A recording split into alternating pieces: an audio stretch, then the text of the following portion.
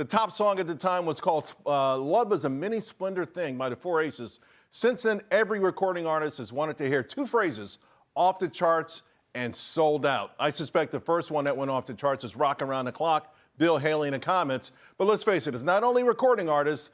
Today, we could call it Jensen in the AI comments. I mean, his earnings statement, folks, was absolutely phenomenal. He talked about their sales being, yes, off the charts, cloud GPUs sold out. Of course, if that wasn't enough, he added for the haters, AI is going everywhere, doing everything all at once. Now, of course, in addition to sounding like a Johnny Cash song, those words were music to the ears of investors. Even though gains have been erased from today, the fundamental story of this just gets better and better and better. The legion of naysayers, the legion of naysayers, rather, have been out in force today, talking doom and gloom again. Here's the thing, folks.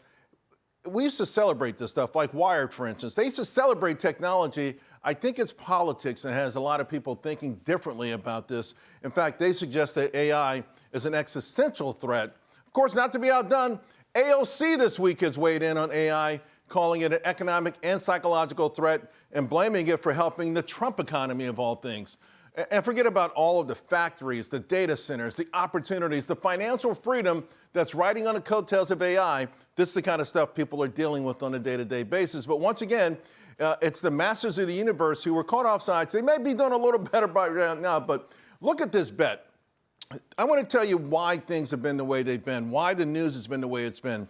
So you've got the hedge funds who went extremely short, right? And then, of course, they get their friends in the financial media all day long, pounding for the last few weeks, pounding and pounding, fanning the fear of flames. And, listen, you set up the stage for a session like today. You want it to work in your favor. But I got to tell you, it might have been working too well, at least coming into the session, because NVIDIA is normally, the shares normally, before they report are usually up. This time they were down, the exact opposite. But the most important thing is they're always volatile until about 30 days later. 10 to 30 days later, that's the period they start to shake out.